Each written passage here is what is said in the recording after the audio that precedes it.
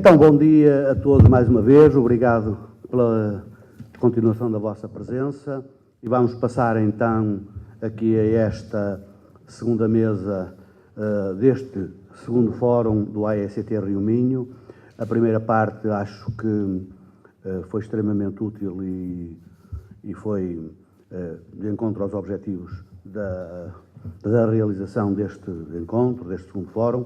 Vamos passar então agora esta segunda mesa, que eu vos vou passar a apresentar aqui os coordenadores das mesas setoriais e que são, portanto, os relatores dessas mesmas mesas e então será o Xavier Martínez Cobos, professor de Economia Financeira e Contabilidade da Universidade de Vigo, o José Rio Fernandes, catedrático e professor na Faculdade de Letras da Universidade do Porto, o Francisco Carvalho Cruz, professor da Escola de Economia e Gestão da Universidade do Minho, e a Sandrine Antunes, professora do Departamento de Relações Internacionais e Administração Pública da Universidade do Minho. Como falávamos no início, na abertura deste fórum, temos aqui as nossas universidades muito bem representadas, o que para nós nos dá além de ser um gosto, nos dá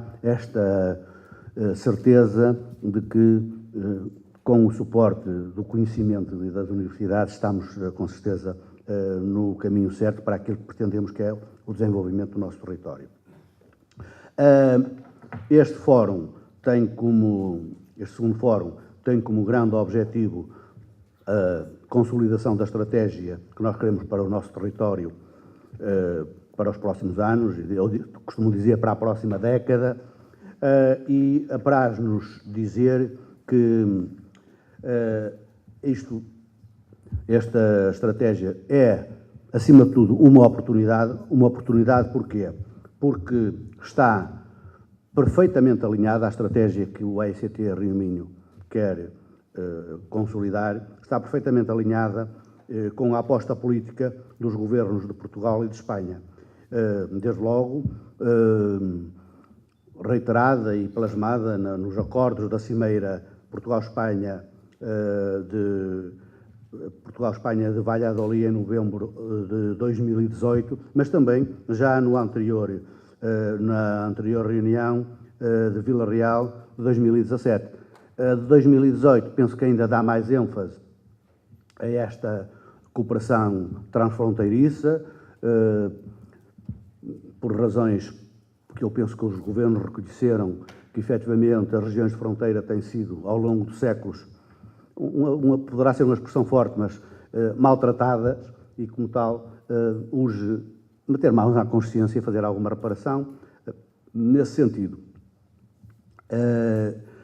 Eu penso que é esta oportunidade que nós temos, porque, apesar desta vontade dos governos, ou desta disponibilidade, se nós nos territórios não soubermos consolidar esta oportunidade, ela vai-nos passar ao lado. Portanto, é neste sentido que nós estamos aqui neste segundo fórum.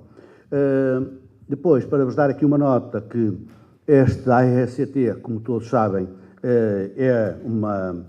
portanto, este organismo é um jovem organismo, mas já tem trabalho feito, já teve antecedentes, não nasceu como a AECT Rio Minho, portanto tem muito trabalho por trás e a este objetivo final da constituição do AECT Rio Minho teve uma influência enorme, desde já a grande vontade política da Deputação de Pontevedra, que foi fundamental nesta fase, e também o acolhimento, a vontade e o apoio da CIMA Alto Minho, que permitiu que nós estejamos hoje aqui, que o AECT seja esta realidade e que nós tenhamos esta perspectiva de desenvolvimento sustentado e consolidado. Portanto, também, da nossa parte, o nosso agradecimento para estas entidades que referi, que é, portanto, a Deputação de Pontevedra, e que já cá esteve a Senhora Presidente também, e a CIM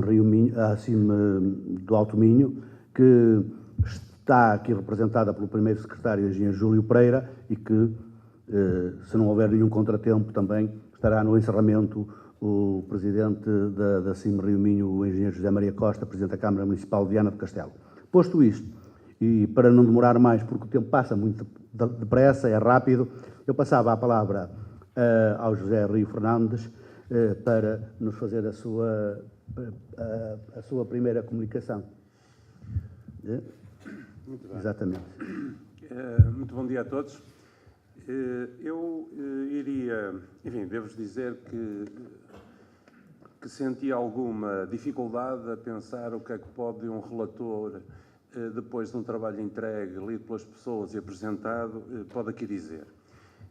Eu dividia a intervenção em 4 partes e vou tentar ficar nos 10 minutos, talvez. Sim. 10 minutos. Em primeiro lugar, para agradecer o convite, para dizer que tem sido um gosto participar neste processo. E então, em 10 minutos, 4 pontos, em que o quarto é muito rápido.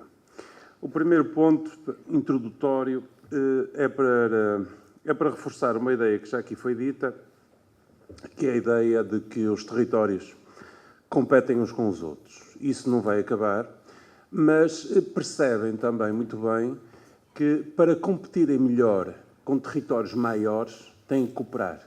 E, portanto, a escala da cooperação territorial é fundamental para criar massa crítica disto, sinergias, para sermos mais fortes a competir com outros.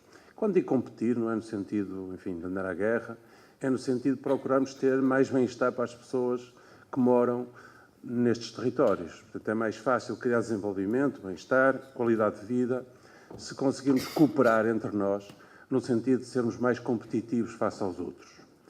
E, portanto, competição e cooperação andam de mão dada, e o que nós sentimos é que, em geral, a cultura, sobretudo diria a cultura mais do sul da Europa, é muito mais da competição do que da cooperação. E, portanto, temos que ganhar muito nesta dimensão de cooperação. Nesse sentido, este processo é um processo muito interessante, só por isto. Segundo, nós temos um enorme problema, que é, nesta cooperação e nesta competição, há várias escalas de trabalho. Portanto, nós temos uma escala que é a escala nacional dos países, há a escala municipal, bastante forte, sobretudo no caso português, e estas escalas intermédias estamos a aprender a trabalhar nelas. Fundamentalmente é isto. A escala, sobretudo no caso português, repito, embora este processo seja similar noutros lugares, em França, a percepção que se tem é que os lugares onde há mais a ganhar, do ponto de vista de sermos mais eficientes, de fazermos melhor as coisas, é a escala que não é a nacional, não é do país, portanto não será sequer a da Galiza, nem é a escala do pequeno município. É uma escala intermédia, que andamos a descobrir. Em Portugal já teve várias designações, agora é CIM, área metropolitana, ou pode ser estas convergências que estamos aqui a fazer em torno daquilo que costumava ser uma fronteira e atualmente é um rio. Terceira ideia, portanto, este primeiro ponto, é fazer melhor implica conhecer. Sem conhecer não se consegue fazer melhor. Só se consegue fazer por acaso. Pode acontecer, mas é muito pouco provável. Convém conhecer para fazer melhor. Outro aspecto é que, para fazer melhor, é preciso fazer com todos. Havia uma altura, aliás, eu estava ali a falar enquanto tomava café com um amigo que já não via há 10 anos ou coisa assim, e que deve estar por aí. Estava a falar que havia uma altura, aqui há uns 10 anos, em que havia uns técnicos que eram especialistas em saber o que era melhor para os territórios. Ainda existem, felizmente, mas cada vez têm mais dúvidas, mais hesitações. O que significa deixar de passar de um planeamento que é um planeamento para os outros e passar a fazer planeamento com os outros. É uma nova aprendizagem, é uma nova maneira de fazer. É a maneira de fazer, ia dizer do futuro, não digo, é do presente. Portanto, já não se consegue fazer de outra maneira. Porque não há técnico que saiba escolher se é melhor fazer um campo de rugby ou um campo de handball. Não é? Depende das pessoas, do gosto das pessoas, da sua envolvência, das suas prioridades. Muito bem. Vamos entrar no segundo ponto. O segundo ponto tem a ver com as lógicas estratégicas, que é esta AECT e um plano estratégico, quem é o tomador? Quem é que é o responsável por concretizar as propostas que aqui estão? A ideia é criar uma ITI, é viável, estamos a pensar nisso, ou estamos a reunir um conjunto de objetivos, de iniciativas, de propostas que serão tomadas por outros, ou seja, como esta estrutura não tem capacidade orçamental para tanto, no fundo o que está a reunir é aquilo que os municípios vão fazer, ou a reunir aquilo que os países vão fazer. Portanto, há aqui várias escalas que estão um pouco misturadas, e muito bem, a abordagem interescalar. Não sei bem é se temos capacidade de influenciar a operacionalização, a concretização deste trabalho. E julgo que é isso que nos interessa hoje ver, não é? É a preocupação de como é que vamos operacionalizar este trabalho, este plano. Ok. Em regra, a percepção que se tem é que quanto mais autonomia, maior a eficiência. E, portanto, se o município tem autonomia, tem capacidade de decisão para um conjunto de aspectos, os seus níveis de eficiência aumentam.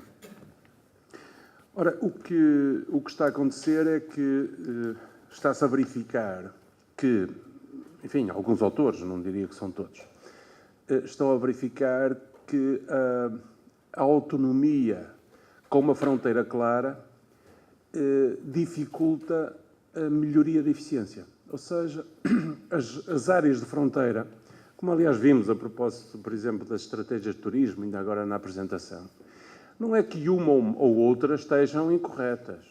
Não é que uma ou outra sejam as mais adequadas para aquele território. Agora, quando se trata de um território ter uma política e outro ao lado ter outra completamente oposta, o nível de eficiência diminui imenso. E, portanto, de novo, voltamos à lógica da cooperação. O que significa que a autonomia municipal muito forte ou a autonomia nacional muito forte pode ter efeitos perversos sobre a dimensão intermunicipal, sub-regional, subnacional, chamem-lhe o que quiserem, mas a tal dimensão intermédia que hoje é vista como essencial para produzir qualidade de vida.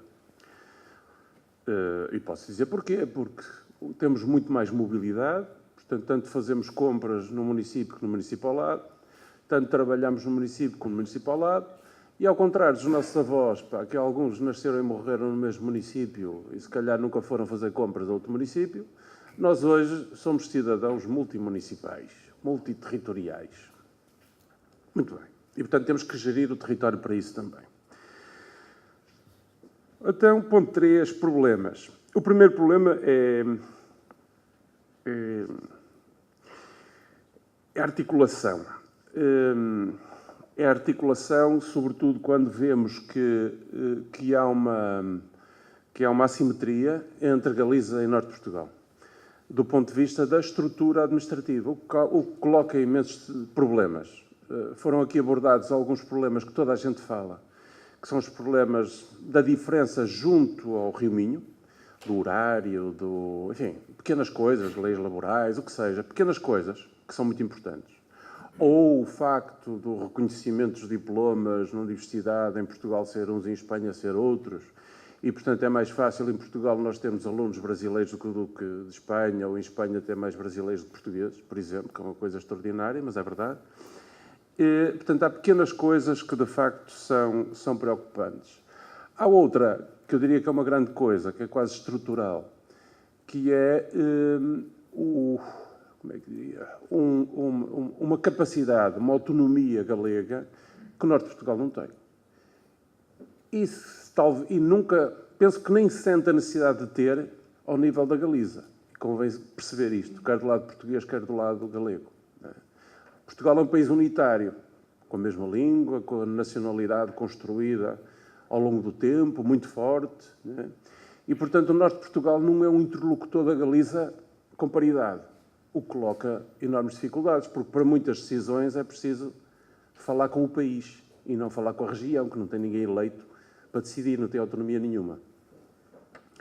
Este é um problema, necessariamente, nas cooperações entre a Galiza e o Norte de Portugal. O outro é o olhar sobre o outro. A Galiza olha, e, portanto, eu estou a falar sempre na operacionalização deste plano, ok? A Galiza olha para Portugal com uma continuidade natural. Pá, chove na mesma, está tudo verde, há muito granito, portanto, a língua é parecida, é mais parecido com o galego que o castelhano. Portanto, ok, é continuidade. Muita gente, não vou dizer todas, mas penso que a maioria, era interessante fazer também um inquérito sobre isso. Muita gente em Portugal olha para a Galiza como uma parte de Espanha. Lamento dizê-lo. Enfim, lamento. Não tenho nada que lamentar. Mesmo na história portuguesa, uma coisa muito curiosa, por exemplo, chamam-nos lusitanos. Ora, nós a norte do Rio Douro nunca pertencemos à Lusitânia. Éramos a da Galécia romana, certo? Portanto, aliás, eu brinco com um amigo meu, o galego, Santiago de Compostela, que ele é da Galécia do Norte e ele diz que eu sou da Galécia do Sul. Ok, portanto, nunca fomos lusitanos. No entanto, incorporamos isto. Os luso-brasileiros, luso não sei quantos, e estamos a incluir também o Norte de Portugal, ok? Ok. Portanto, este é um problema de contexto nas políticas de cooperação e num plano como este que está a avançar. Outro problema que eu vejo é o problema da territorialização, ou seja, um plano estratégico, na minha opinião, é um plano que traça objetivos, é um plano que deve articular-se com os outros. Penso que é uma dificuldade de um plano como este, é articular-se com outros planos, conhecer todos os outros planos e ver o que é que ganha e o que é que perde, em repetir, em fazer diferente, em criar sinergias. E o outro aspecto que a mim me parece muito importante é de conseguir definir prioridades territoriais. O que causa, naturalmente, dificuldades à escala municipal. Dizer que a aposta no turismo deve ser, sobretudo, ali e acolá, isso significa 2 municípios em 20. E os outros 18 vão achar que são muito mais bonitos que os outros e que a sua prioridade é sua. Portanto, a escala subregional implica olhar para o território e não o perceber como um conjunto de municípios, mas perceber como um território organizado em torno do Rio Minho. Não é fácil isto, não é nada fácil, porque, de facto, a autonomia, de novo, e a eficiência e a capacidade política é municipal. Não é? E, portanto, definir prioridades a uma escala que é superior à municipal é uma outra grande dificuldade deste plano. No entanto, eu acho que só vale a pena assim, só vale a pena arriscando e tendo, de facto, uma visão supramunicipal que não seja uma visão da somatório dos municípios. Senão fazemos aquela coisa que o Valéria falava, não é? Que é juntar um e o outro. Neste caso é para juntar para aí 20 ou 30, não é? Para fazer um projeto para o desenvolvimento turístico ou o que seja. Não pode ser isso. É mais difícil, mas é fundamental termos prioridades, não apenas temáticas, mas prioridades territoriais, o que vai doer. Por fim, parece-me fundamental, manter a lógica colaborativa. Eu, com a idade, tenho vindo a valorizar cada vez mais os processos e não tanto os planos. Se nós somos capazes de discutir as coisas, de perceber os nossos problemas, de falar sobre eles, é mais fácil conversarmos, é mais fácil criarmos boas soluções.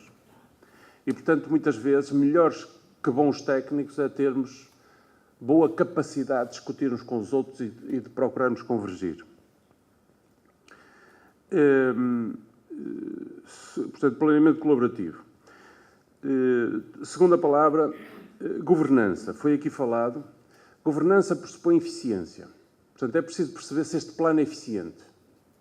Se vai melhorar os níveis dos resultados. Ou seja, face aos meios, conseguimos ter melhores resultados? Vamos aumentar a eficiência? Porque não é apenas, como aliás dizia o Valéria muito bem, não é apenas de bandeirinha para Bruxelas e buscar mais dinheiro. Que se conseguirmos já é muito bom, hein? Já vale por si. Mas o mais importante é, com esse dinheiro, fazer melhor do que se está a fazer agora. É isso que nós queremos, é ganhos de eficiência. Eu julgo que este plano deve ter um documento sobre isso. Deve procurar demonstrar que, ao concretizar isto, vai melhorar a eficiência relativamente ao passado. Senão, não justifica a si mesmo. Segunda ideia, quer dizer, ainda dentro da governança, e procurando terminar. Ok. Terminando. A governança tem que ser multinível, multiscala, multiagente, e está a fazê-lo. Este processo tem sido um prazer colaborar nele, neste sentido. Outra dimensão é da transparência. Tem sido um prazer colaborar nele. Estes são os princípios da governança. Convém afirmá-los, que é para não continuarmos a confundir governança com governação tradicional. Governança é isto. Okay? Último ponto mesmo. Todo o plano tem que ter um sistema de monitorização e sistema de avaliação. Portanto, se este plano for muito bom, ainda me lembro de um plano estratégico que eu fiz, até vos digo para onde, que já foi há tanto tempo, para o município da Trofa. No início do município da Trofa, fiz um plano estratégico para o município da Trofa, associado ao plano diretor municipal. E eu disse, digamos, a prova do seu insucesso, aquele plano estratégico não teve sucesso, ok?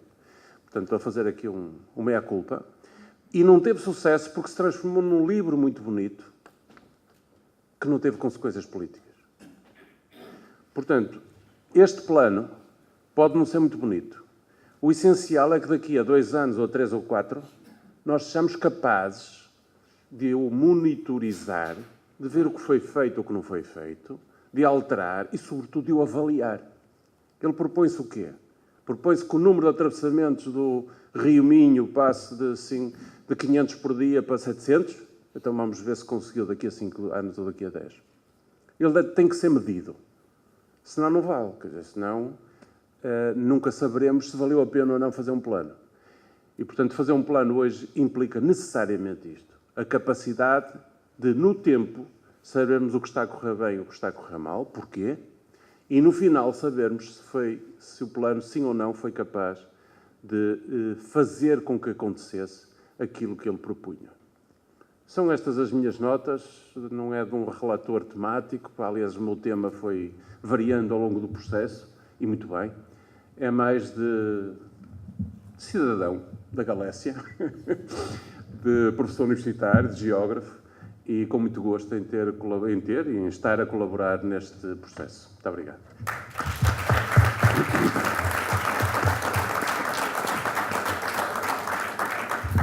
Obrigado, Sr. Professor José Rio Fernandes.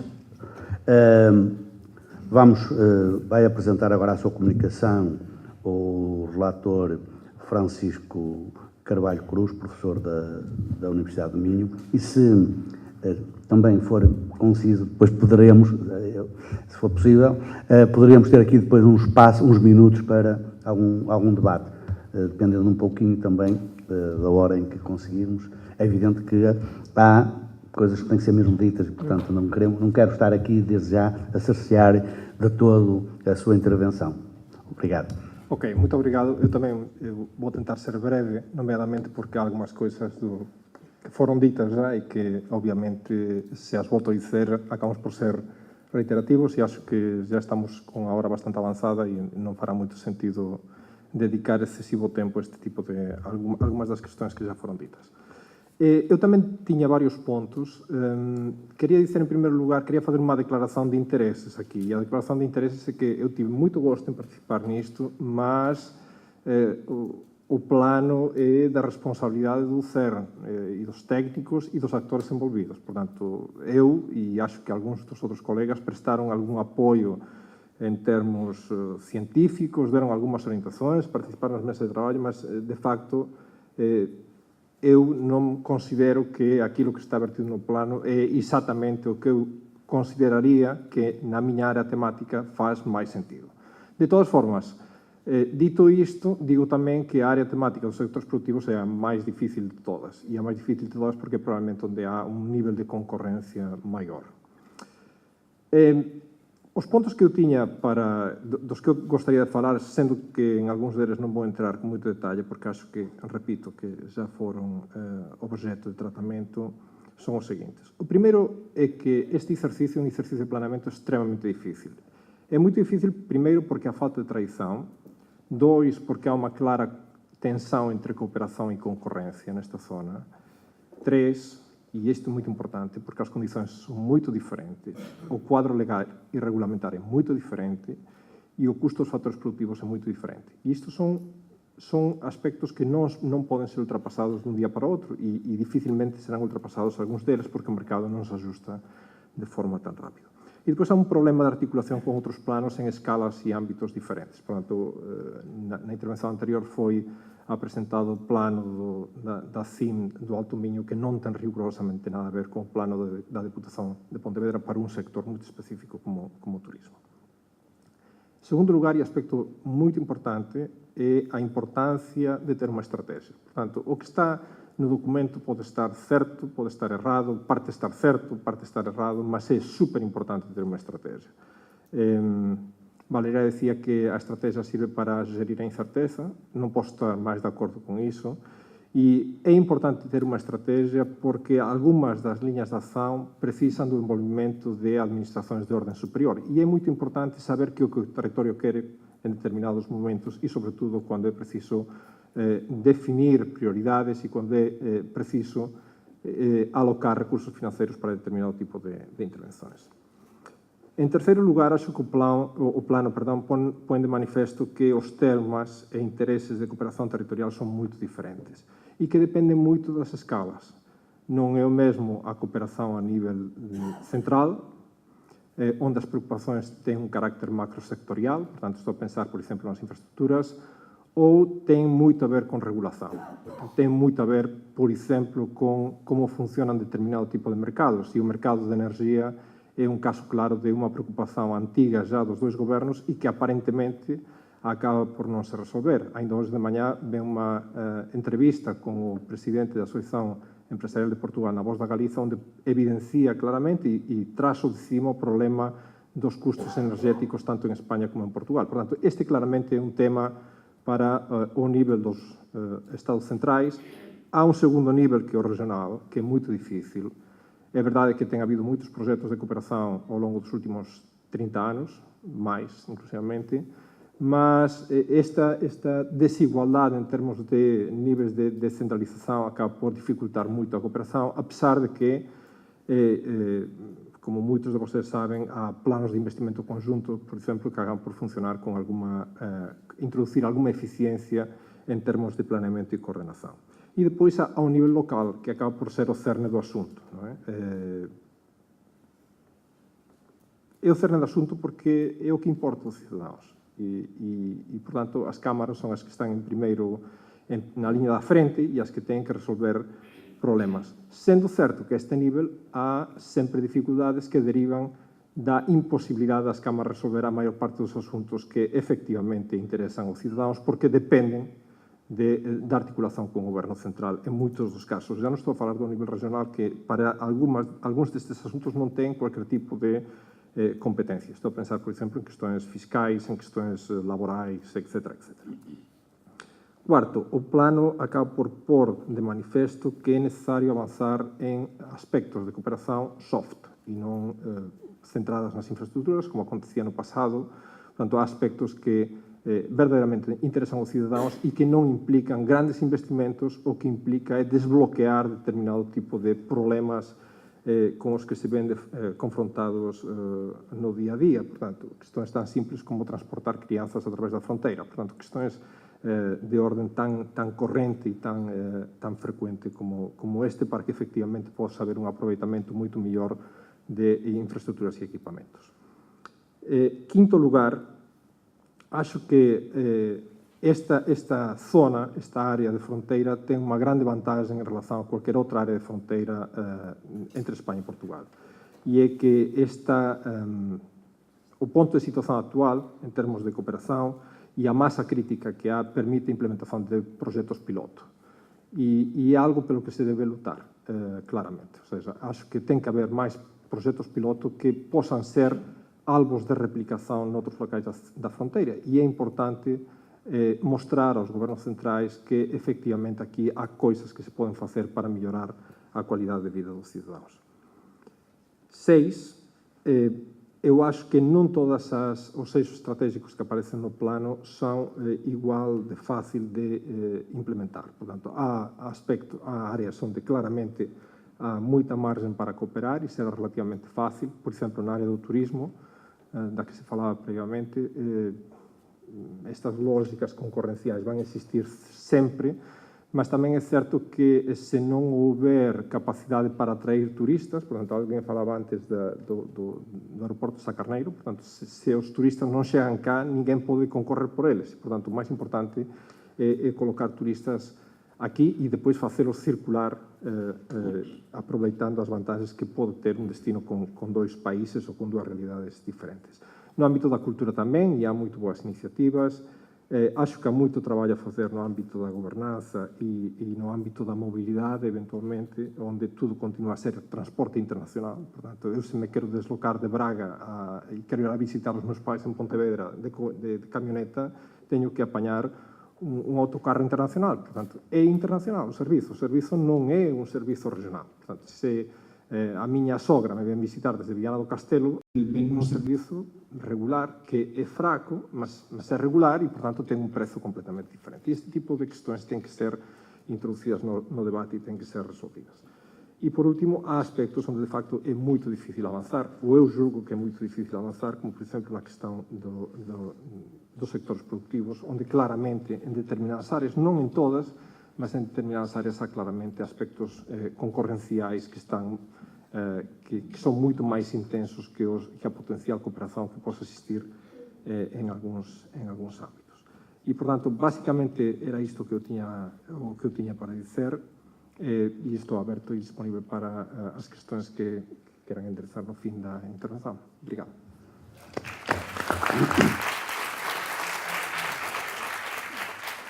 Obrigado, Sr. Professor. E então passávamos à comunicação da senhora professora da Universidade do Minho, Sandrina Antunes, se faz favor.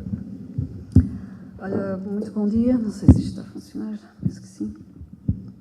Ora bem, eu fiquei responsável por coordenar a mesa da governança, que, entretanto, cuja designação foi ligeiramente alterada para governança e serviços partilhados por aquilo que foi dito hoje de manhã. Tal como já foi dito aqui, de facto, o nosso papel não foi contribuir de forma mais aprofundada para a elaboração deste projeto, desta estratégia, mas sim fazer a coordenação, assegurar a coordenação das diferentes mesas setoriais que ocorreram em dois momentos diferentes do processo, que visou sobretudo a auscultação da sociedade civil e conseguir perceber efetivamente qual era a percepção que a própria sociedade civil tinha relativamente a este projeto, que pretende ter, sobretudo, uma dimensão participativa importante e que é fundamental, efetivamente, para contribuir para elementos de transparência e de eficiência de que se falou aqui hoje de manhã. Muito bem. Eu não irei aqui, o meu objetivo e o meu propósito, ou o meu papel, melhor dito, não será de ser considerações críticas sobre o projeto e sobre a definição da própria estratégia, que é bem-vinda, efetivamente, que é algo inovador no que toca, sobretudo, à sua dimensão intermédia de aplicação territorial, que não é, efetivamente, algo que é muito comum no âmbito mesmo europeu, e que tem toda a sua pertinência em termos de implementação, efetivamente, se conseguirem implementar. E, portanto, a dimensão da operacionalização é uma dimensão importante a ter aqui em consideração, se não mesmo fundamental para o sucesso ou insucesso desta estratégia. E este é um aspecto também que eu gostaria de sublinhar. Dito isto, aquilo que eu irei apenas aqui referir, e talvez porque a apresentação de hoje de manhã do relatório para algumas pessoas que estejam aqui a assistir tenha sido um bocadinho complexa, de difícil apreensão, pelo menos em alguns pormenores no que toca aos diferentes setores ou mesas setoriais que foram aqui abordadas e que compõem a própria estratégia. Eu gostaria aqui apenas de fazer um pequeno apanhado daquilo que foi possível apreender em termos de feedback, daquilo que eu recebi da participação da sociedade civil a este projeto.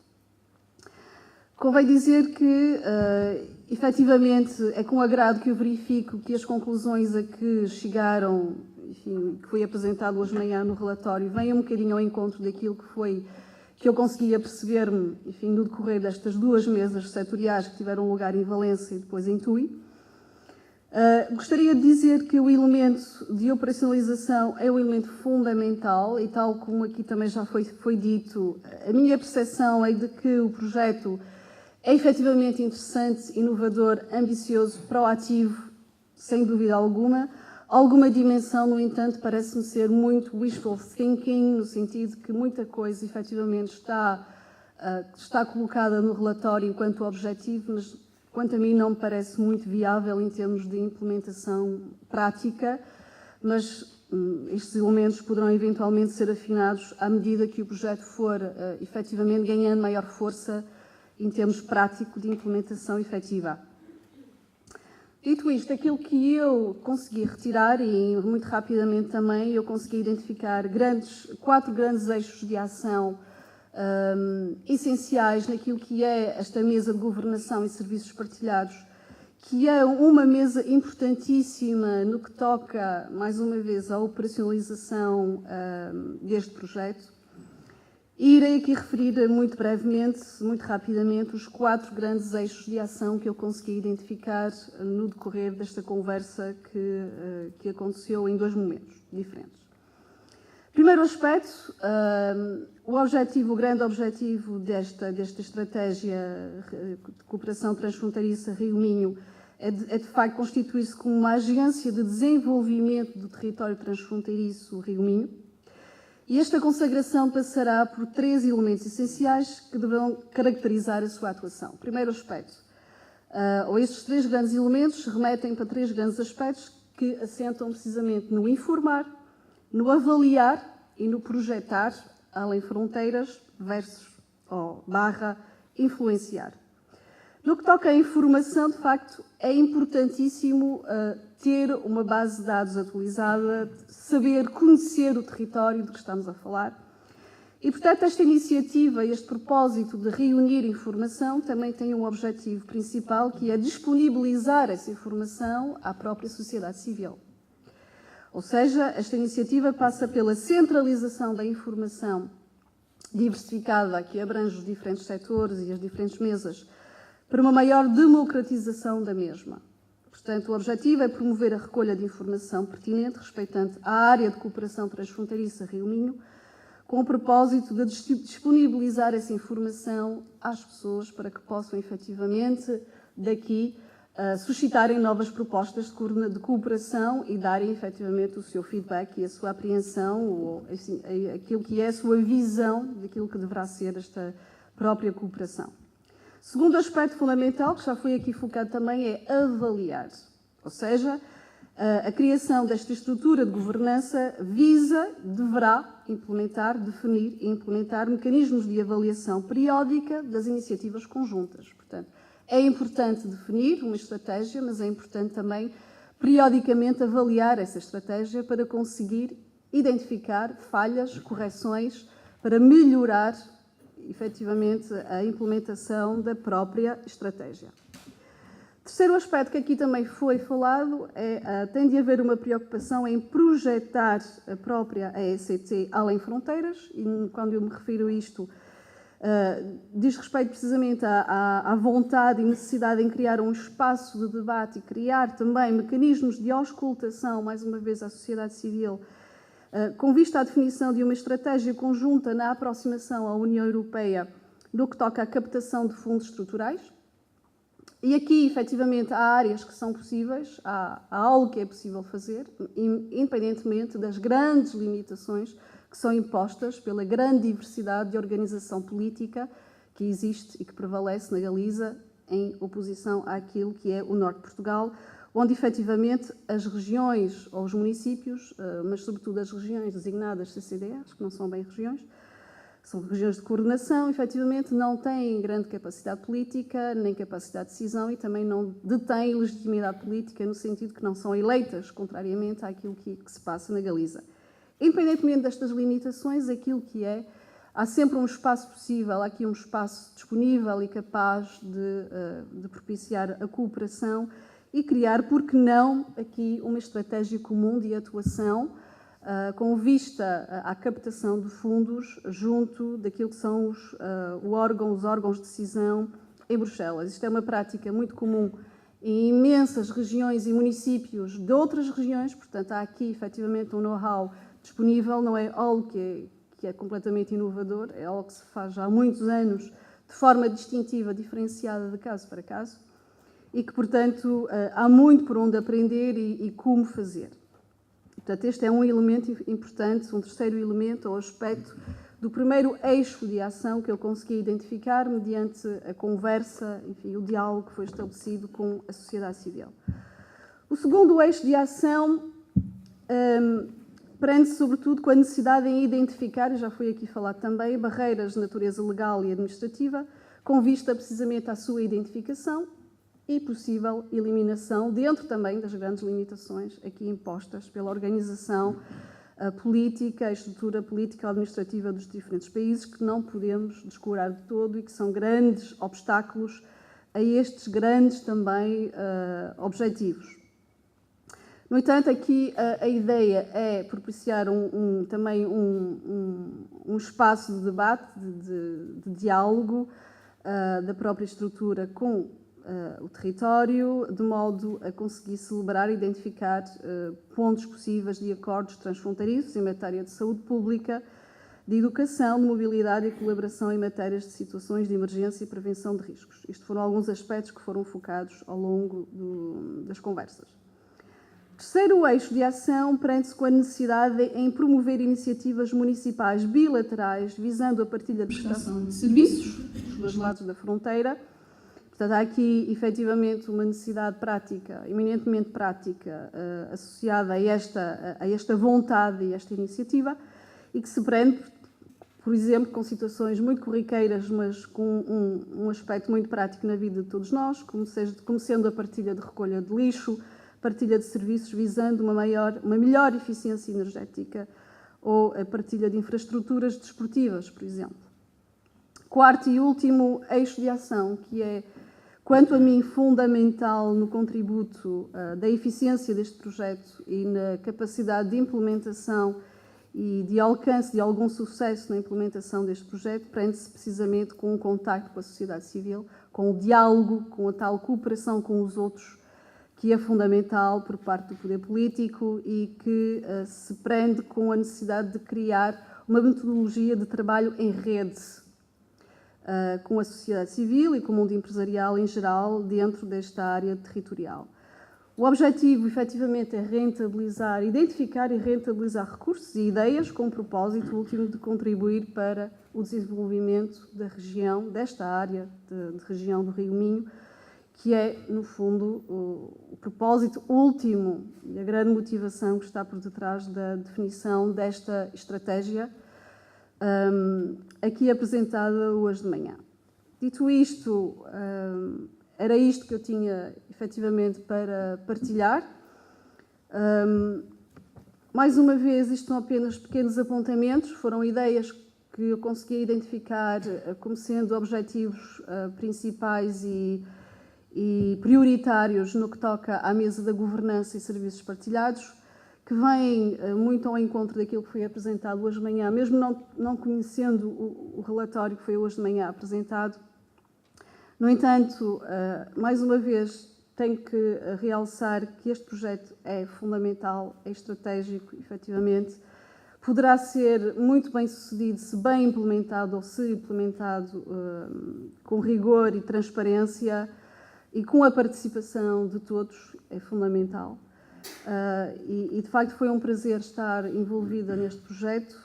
Eu desejo as maiores felicidades ao projeto e espero que efetivamente com alguns afinamentos uma grande parte deste projeto possa ser implementado com sucesso.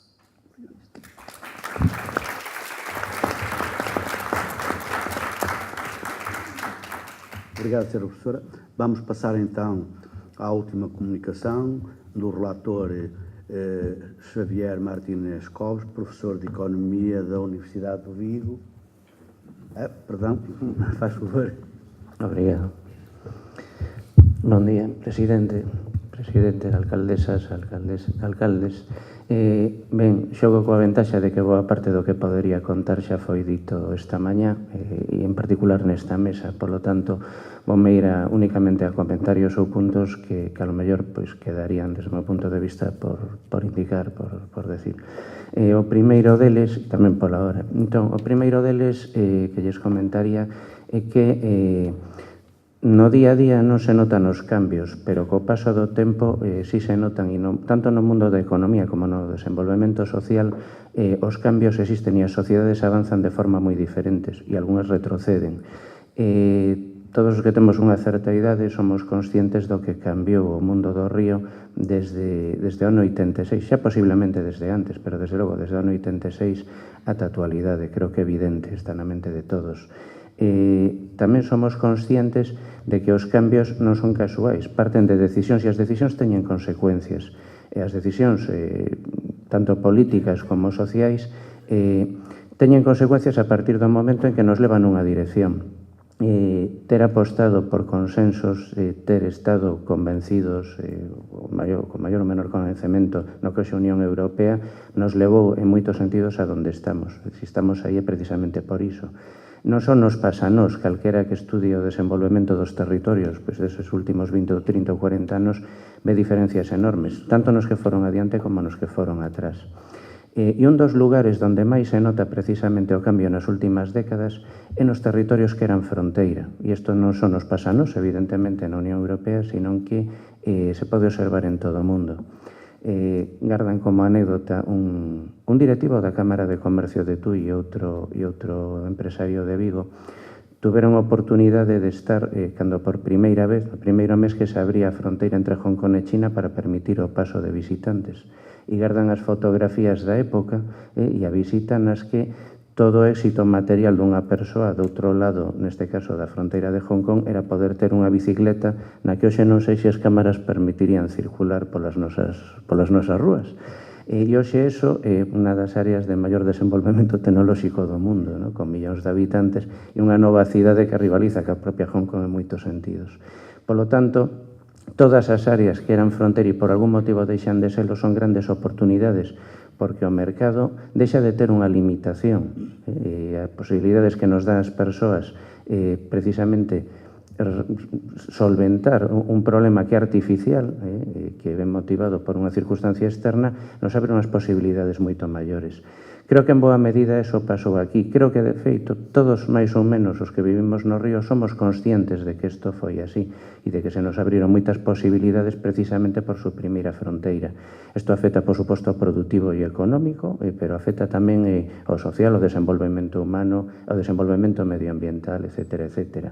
O feito de que, ademais, a fronteira limitara determinados crecementos do territorio nos permitiu evitar, en boa medida, moitos erros que cometeron outros territorios próximos e hoxe que temos, entendo que unha inteligencia compartida moito maior no que ten que ver, pois, efectivamente, co desenvolvemento, coa sostibilidade, tanto económica como social, podemos facelo moito mellor. Polo tanto, temos realmente un marco de oportunidade nese sentido. Tamén se nos suma unha certa conciencia, resumo moitas ideas, porque a maior parte xa se dixeron na mesa, temos a percepción, os que traballamos nestas mesas, de que existe unha enorme iniciativa política no territorio. É unha iniciativa política, ademais, partillada, compartida, en ambas partes do río. Evidente que as estruturas, digamos, dos concellos e logo da CIN e da Diputación de Pontevedra axudaron moito, pero nos percibimos un liderado compartido entre, efectivamente, alcaldías, presidencias de cámaras, e un liderado compartido moi claro, iniciativa política, eso tira, percibimos consenso social, percibimos que, en xeral, a pesar dos fenómenos de sustitución que comentaba tamén o profesor Francisco Carballo e que existen en algúns sectores, a maior parte da sociedade somos conscientes de que é un beneficio común todo o que está pasando, entón percibimos ese liderado político claramente nesta iniciativa e tamén un consenso social para dar ese avance. Con esa base e con feito tamén que a diferencia de outros procesos pois é moi positivo, tal vez precisamente o facto de que son persoas con experiencia política local as que lideran o proceso fai que as preocupacións estean moi pegadas en quedanza e os problemas do día a día das persoas que vivimos no río. Temos a percepción de que estamos a falar de estrategia, dunha visión de longo prazo do que hai que facer, pero cunha conciencia moi clara do que é o problema de vivir día a día no río. Nese sentido, é unha lógica teórica e práctica moi complementaria que non sempre é frecuente nos procesos estratégicos. E non diría máis, é dicir, tamén quixera agradecer en todo caso ter a sorte de participar no proceso e quedo a disposición. Obrigado.